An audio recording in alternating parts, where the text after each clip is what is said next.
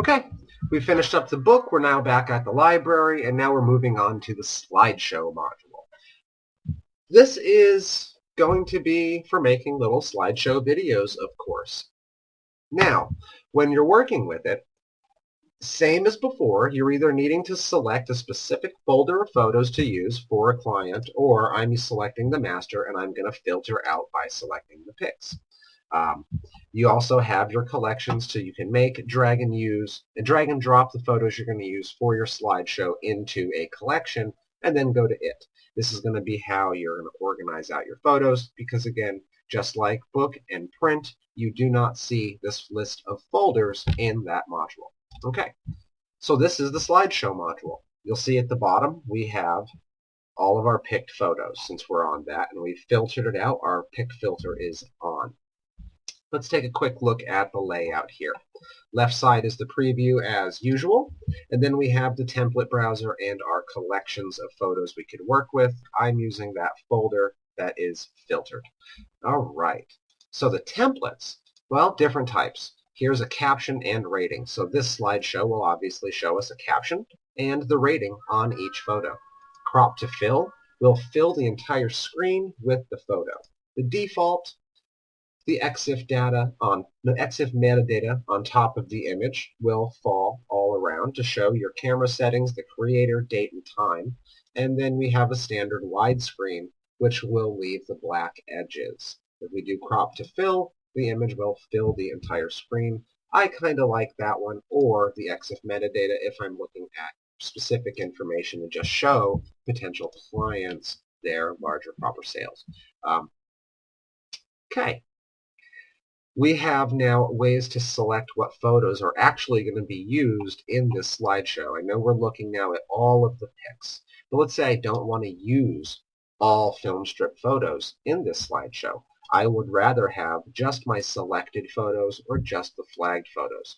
Well, if I say just flagged, all of these are going to be used. See, they're picked flags. Those are highlighted out for us because I didn't filter. I told it to only find those. If I want to just filter down and see them, I can tell it to use only my selecteds, and I could say I want to use this photo, and this photo, and this photo, and this photo, this one, this. I can run through easily selecting the photographs that I want in my slideshow, just by sliding and scrolling through and clicking them. Now these are highlighted. Use selected photos. All these highlighted are the selected, and that's what's going to be in the slideshow. Now on the right column we have all of our adjustment options as usual. So we have our zoom to fill frame if you want to zoom it in. Fill that frame with the photo. Stroke it. Add whatever color stroke border to your photo that you'd like if you want to. And then you can make it cast a shadow if you're using a not black background. Okay. Your layout, we can show the guidelines so you know where your layout is, or you can adjust your screen to where they're not independently linked, and you can adjust where things are going to fall and show in your frame. Show the guides, don't show the guides, link or unlink all the channels together. All right. Now again with identity plate, not the same as a watermark. If I pick the watermark, it's going to put the watermark on the photograph here, or if I pick my other top to bottom, it'll put it here. If I use the identity plate, you'll see it shows up and it's rescalable, and I can put it wherever I'd like to. Different than the watermark. I can have both on my slideshow, my watermark and put an identity plate to say something else. Maybe my name, maybe a name of a project, who knows. Maybe it's an advertisement piece, so you put a sale information in there. That's up to you. Rotating stars, or rating stars,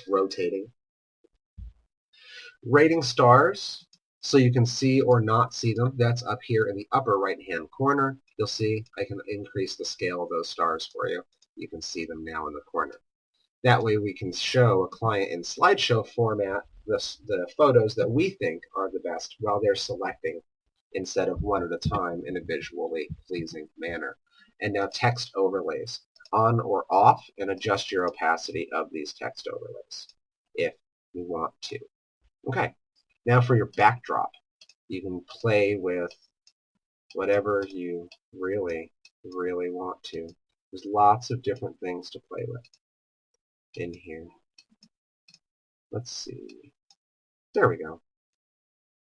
I had it all the way full. So now I've added a backdrop to my slideshow. I can also use a background image and drop an image for the background image if I wanted and adjust its opacity with that color wash backdrop. So, ways to make unique color-toned slideshow backgrounds. And now for titles, you can add an intro screen and change your identity plate to say something that would fit you and your business, you as a photographer, and the same thing for the ending screen of that slideshow. You can add something to make it more personal to you or your client. And now your playback. Add a soundtrack if you have music or voiceover or something to go with, and adjust your slide duration. How long does each photo actually show on screen for, and how long does the fade transition take effect? I'm going to set it very fast right now so I can play, and you can take a look at it right now. If I say random order, these photos go in random order, not the order they are in the timeline.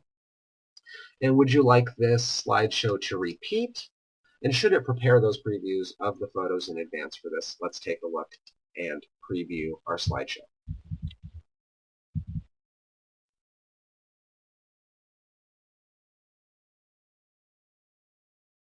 So we'll see a 1.5 second show, a 0.6 second transition.